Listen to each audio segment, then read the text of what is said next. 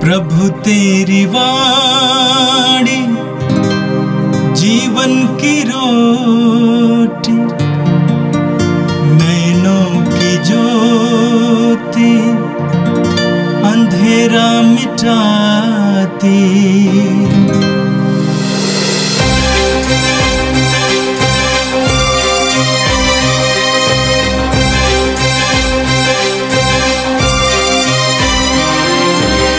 प्रभु तेरी वाणी जीवन की रोटी, नैनों की ज्योति अंधेरा मिटाती।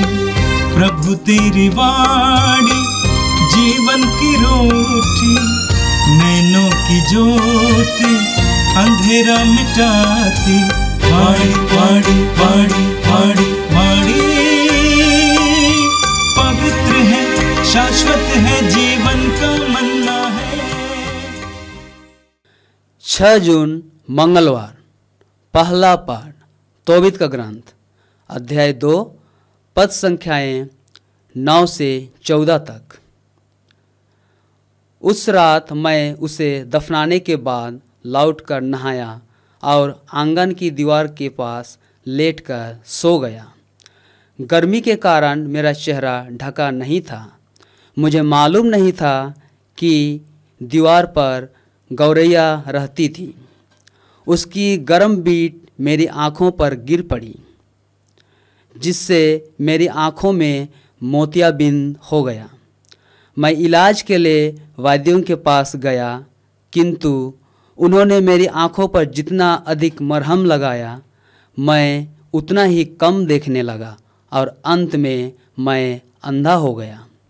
मैं 4 वर्ष तक अंधा रहा और मेरे सभी भाई मेरे कारण दुखी थे। जब तक अहिकार एलीमै नहीं गया, तब तक वह मेरी जीविका का प्रबंध करता रहा। उस समय मेरी पत्नी अन्ना सिलाई बुनाई का काम करती थी। मालिक उसे पूरी मजदूरी देते थे। 11वें महीने के 7वें दिन वह सिलाई का काम पूरा कर उसे मालिकों को देने गई और उन्होंने मजदूरी के सिवा बकरी का बच्चा दिया। जब बच्चा घर आया और मिमियाने लगा, तो मैंने पत्नी से पूछा, यह बच्चा कहाँ से आया? कहीं चोरी का तो नहीं है? इससे इसके मालिक को लौटा दो, हम चोरी का चीज़ नहीं खा सकते। उसने उत्तर दिया, यह मुझे मजदूरी के साथ बख्शीश में मिला है। परंतु मैंने उसका विश्वास नहीं किया और उसे उसके मालिक को लौटा देने को कहा। मुझे उसके इस काम से लज्जा हुई, किंतु उसने मुझे यह उत्तर दिया, कहाँ है तुम्हारा भिक्षादान? कहाँ है तुम्हारा धर्माचरण? अब पता चला कि तुम कितने पानी में हो। यह प्रभु की वाणी है। संत मार्कुस के अनुसार पवित्र सुसमाचार अध्याय 12 वाक्य संख्या 13 से लेकर 17 तक। उन्होंने कुछ फरीसियों और हेरोदियों को यीशु के पास भेजा, जिससे वे उन्हें उनकी बात के फंदे में फंसाए। वे आकर उनसे बोले, गुरुवर, हम यह जानते हैं कि आप सत्य बोलते हैं और किसी बात की परवाह नहीं करते। आप मुंह देखी बात नहीं करते, बल्कि सच्चाई से ईश्वर का मार्ग सिखलाते हैं। कैसर को कर देना उचित है या नहीं, हम दे या नहीं दे? उनकी धूर्तता भांप कर यीशु ने कहा, मेरी परीक्षा क्यों लेते हो? 1 दिनार लाकर मुझे दिखलाओ। वे 1 दिनार लाए और यीशु ने उनसे पूछा, यह किसका चेहरा है और किसका लेख है? उन्होंने उत्तर दिया, कैसर का। इस पर यीशु ने उनसे कहा, जो कैसर का है उसे कैसर को दे दो और जो ईश्वर का है उसे ईश्वर को। यह सुनकर वे बड़े अचंभे में पड़ गए। यह प्रभु का पवित्र सुसमाचार है। ख्रिस्त प्रभु की जय। यीशु में मेरे प्रिय भाई और बहनों, आज का पहला पाठ टोबित के ग्रंथ से लिया गया है। टोबित शब्द का अर्थ है ईश्वर भला है, ईश्वर अच्छा है। और संभवतः हर एक मनुष्य के लिए जब वह अपने जीवन में संघर्ष कर रहा होगा, तब ईश्वर का भलापन उसके लिए सांत्वना बनकर आता है। ईश्वर का अच्छा होना उसके लिए एक ढाढ़स का प्रतीक बनता है। हम में से प्रत्येक के जीवन में जब भी हम कठिन परिस्थिति से होकर गुजरते हैं, हमारे जीवन में कठिन और विपरीत परिस्थितियां होती हैं, जब उन क्षणों में हम ईश्वर की ओर दृष्टि लगाते हैं और ईश्वर के भलेपन को अपने जीवन में देखने लगते हैं, तो हमारा जीवन स्वतः ही अच्छा बनने लगता है। हमारे साथ में हम देखते हैं कि ईश्वर का साथ होता है। और इसलिए लगातार जब भी कोई उदास, हताश या निराश होता है, वह ईश्वर की ओर दृष्टि दौड़ाता है, क्योंकि वह जानता है कि ईश्वर भला है। हम टोबित के ग्रंथ में देखेंगे और आने वाले दिनों में हम मनन चिंतन करेंगे कि किस प्रकार से ईश्वर का भलापन हम मनुष्यों के लिए दिखता है, किस प्रकार से ईश्वर के भलेपन को हम अपने जीवन में देख सकते हैं, किस प्रकार से ईश्वर के भलाई को हम अपने जीवन में आत्मसात कर सकते हैं। मानवीय दृष्टिकोण से जब हम लोग देखते हैं, तब मनुष्यों का अच्छा होना उनके न्याय से संबंधित होता है, और यह न्याय लेन देन से संबंधित होता है।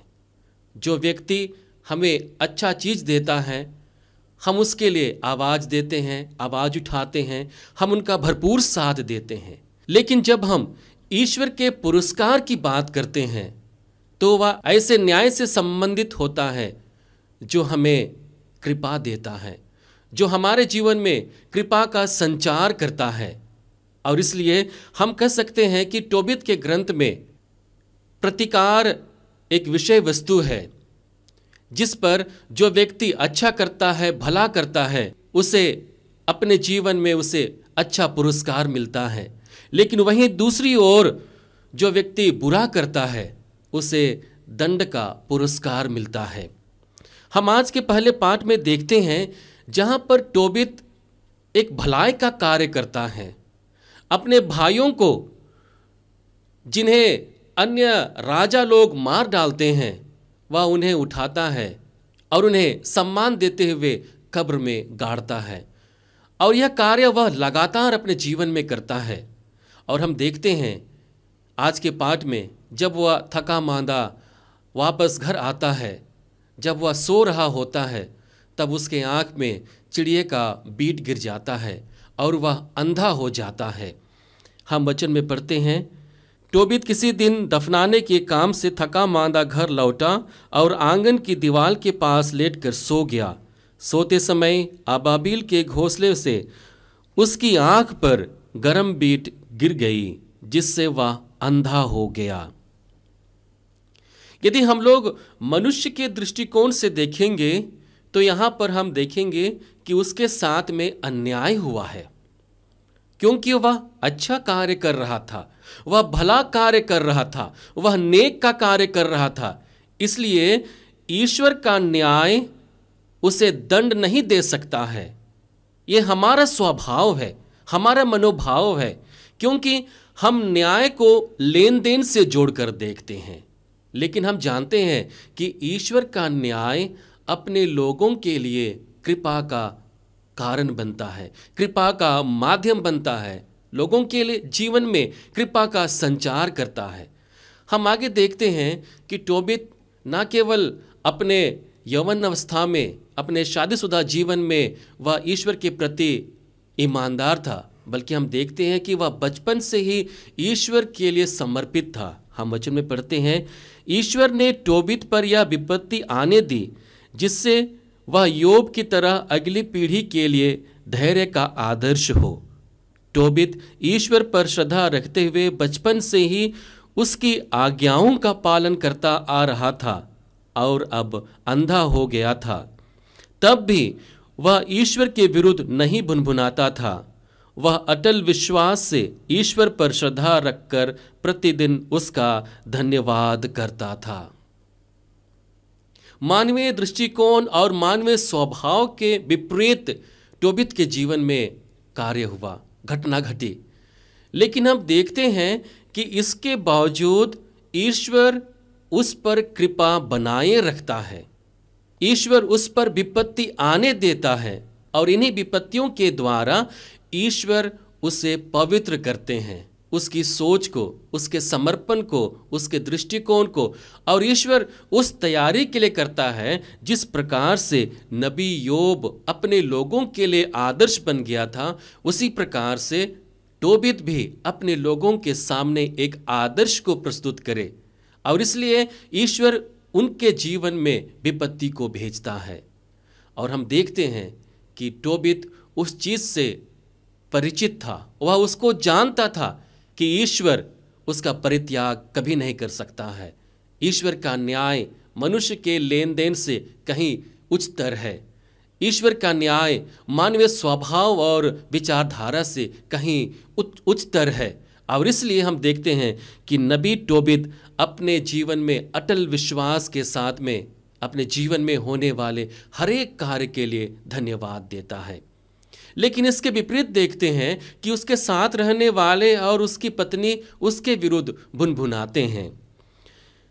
जिस प्रकार कुलपतियों ने अन्य योब को अपमान किया था, उसी प्रकार टोबित के संबंधी और परिचित उनकी जीवनचर्या के कारण यह कहते हुए उसका उपहास करते थे, जिसके लिए आप भिक्षादान करते हैं और मुर्दों को दफनाते थे, वह आशा व्यर्थ ही है। किंतु टोबित उन्हें डांट कर यह उत्तर देता था, ऐसा मत कहिए, हम तो संतों की संतति हैं और उस जीवन की प्रतीक्षा करते हैं जिसे ईश्वर उन लोगों को प्रदान करेगा जो उसके प्रति ईमानदार रहते हैं। यहाँ पर नबी टोबित क्या कहता है? हम तो संतों की संतति हैं और उस जीवन की प्रतीक्षा करते हैं जिसे ईश्वर उन लोगों को प्रदान करेगा जो उसके प्रति ईमानदार रहते हैं। वह अपनी ईमानदारी को सर्वोत्तम मानता है, ईश्वर के प्रति ईमानदारी को सर्वोत्तम मानता है। और जब वह ईमानदार होकर अपने जीवन को व्यतीत करेगा, ईश्वर को धन्यवाद देगा, तो ईश्वर उसे आशीर्वाद देगा। और यही जीवन को लेकर टोबित आगे बढ़ता है। यीशु में मेरे प्रिय भाई और बहनों, आज के पहले 5 के द्वारा हम अपने जीवन पर मनन चिंतन करें। क्या मैं ईश्वर के न्याय को, ईश्वर की कृपा को अपने जीवन में अनुभव करता हूँ? क्या मैं ईश्वर के लिए समर्पित होकर अपने आने वाले भावी जिंदगी में जो भी घटनाएं होंगी, जो भी आपदाएं आएंगी, जो भी विषम परिस्थितियां आएंगी, क्या उसे स्वीकार करने के लिए मैं तैयार हूँ? और यही तैयारी हमें टोबित के ग्रंथ से मिलती है कि हमें लगातार ईश्वर की योजना को अपने जीवन में साकार करने की आवश्यकता है। और इसके लिए हमें लगातार ईश्वर से बने रहने की ज़रूरत है। खाड़ी के देशों में एक कहावत प्रचलित है जिसमें कहा जाता है कि मेरे दुश्मन का दुश्मन मेरा मित्र है। कहावत यह है कि मेरे दुश्मन का दुश्मन मेरा मित्र है, अर्थात दोनों लोगों का एक ही दुश्मन है, इसलिए हम दोनों मित्र हैं।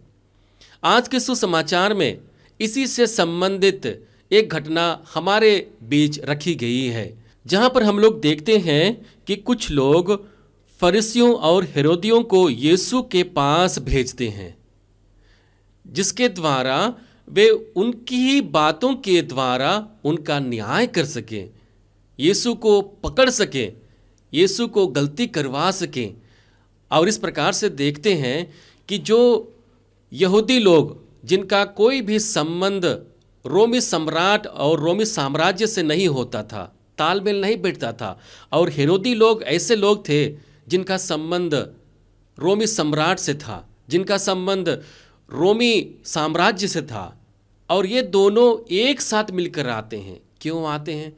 क्योंकि इन दोनों का एक ही दुश्मन था, वह है यीशु। क्योंकि यीशु निर्भीक होकर सच्चाई के लिए कहते थे, लोगों को चुनौती देते थे सच्चाई के लिए खड़ा होने के लिए। यीशु उन्हें चुनौती देते थे ईश्वरीय राज्य को अपनाने के लिए, और ईश्वरीय राज्य से संबंधित जो भी बातें हैं उससे अपने जीवन में आत्मसात करने के लिए। संभवतः ये हेरोदी लोग और फरीसी लोग उन चीज़ों को अपने जीवन में आत्मसात नहीं करते थे। लोगों को वे लोग पढ़ाते थे, लोगों को वे लोग समझाते थे, लेकिन स्वयं के जीवन में वे आत्मसात नहीं करते थे। और इस प्रकार से हम देखते हैं कि इन दोनों का एक ही दुश्मन होता है, यीशु। इसलिए हम देखते हैं कि ये दोनों समुदाय के लोग एक साथ आकर यीशु को फंसाने का प्रयत्न करते हैं, ताकि उसके द्वारा यीशु को कोई कठोर दंड दिया जाए। जब यीशु के सामने यह सवाल उठाया जाता है कि उन्हें कर देना है या नहीं, तो उनकी धूर्तता को भांपते हुए यीशु उन्हें कहते हैं कि 1 दिनार लेकर मेरे पास आओ। और जब वे उन्हें 1 दिनार देते हैं तो दिनार पर छपे हुए चेहरे को उनकी ओर दिखाते हैं और कहते हैं कि यह किसका चेहरा है। तो उनके उत्तर में वे लोग कहते हैं कैसर का।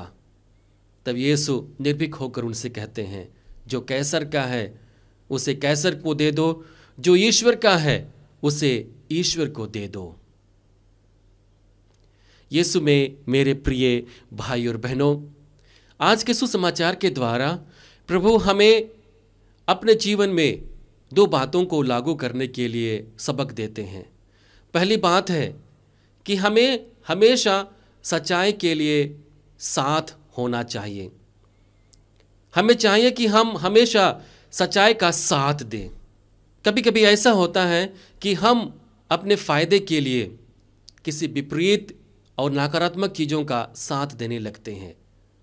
उन अवस्थाओं में हमें सतर्क होने की ज़रूरत है कि हम जिनका साथ देकर सच्चाई का दमन करने वाले हैं, क्या वह ईश्वर के दृष्टिकोण में उचित है।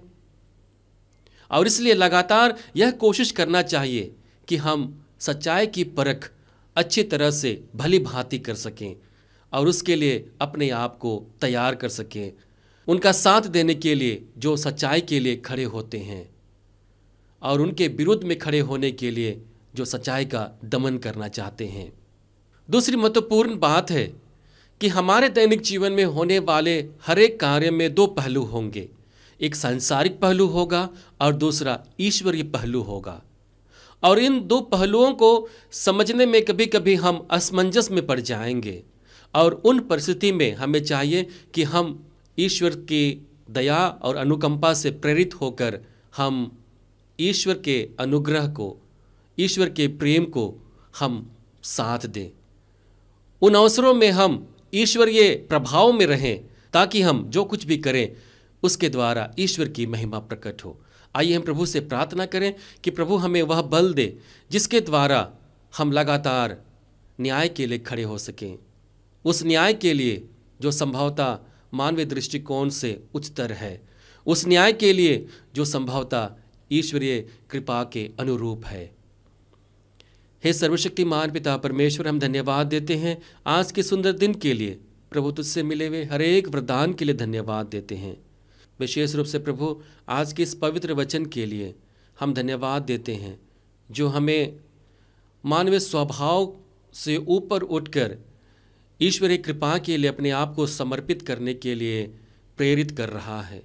प्रभु हमें बल दे कि हम अपने दैनिक जीवन में मानवीय स्वभाव और विचारधारा को त्याग कर ईश्वरीय अनुकंपा और सत्य प्रतिज्ञता के लिए अपने आप को लगातार समर्पित करते जाएं और अपने जीवन में ईश्वर के कृपा को प्राप्त कर सकें और दूसरों के लिए भी उसी कृपा का माध्यम बन सके। हम यह प्रार्थना करते हैं हमारे प्रभु ख्रिस्त के द्वारा, आमीन। प्रभु तेरी वाणी जीवन की रोटी, नैनों की ज्योति अंधेरा मिटाती। वाणी वाणी वाणी वाणी वाणी पवित्र है, शाश्वत है, जीवन